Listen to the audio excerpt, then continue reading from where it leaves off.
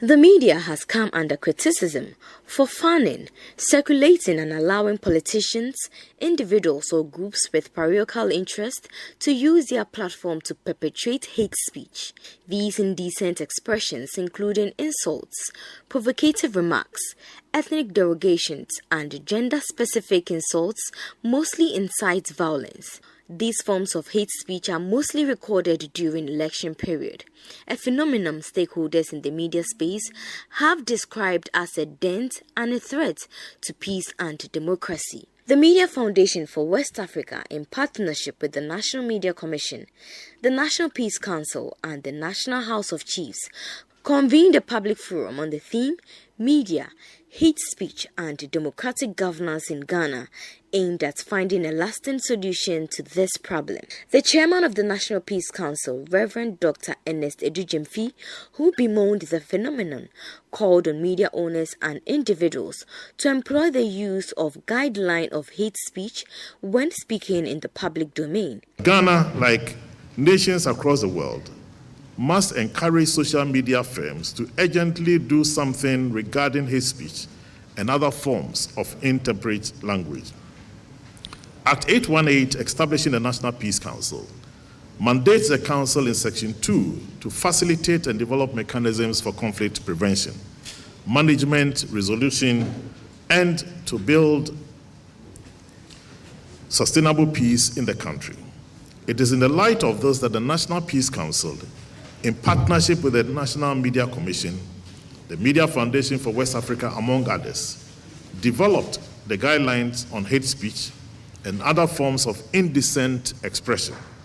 This is to guide all of us as citizens, officials of various institutions, and political actors in the performance of our duties and engagement. The United Nations Residence Coordinator for Ghana, Charles Abani, also proffered some solutions. Citizens groups and civil society are a key space where social aspirations congregate and aggregate. These spaces and their leadership must work intentionally to exclude hate narratives, even as they strive to gain airtime for their issues.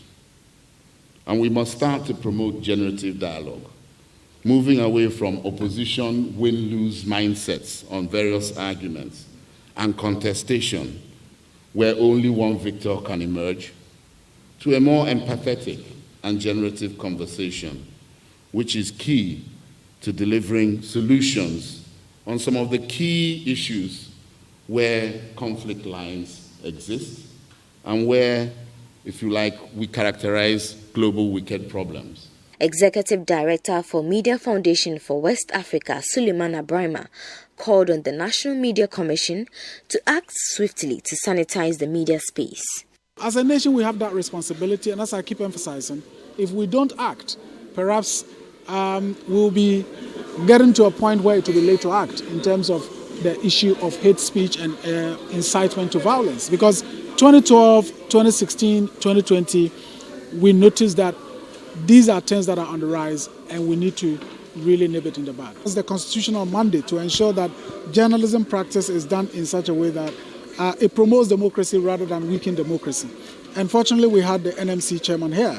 I like the point that there was a comment or a suggestion that the key points that are being made from here needs to be taken forward so that it wouldn't be a broad, number of people like this, but actors within the space coming together to say, what can we do going forward in order to prevent the consequences that we will suffer.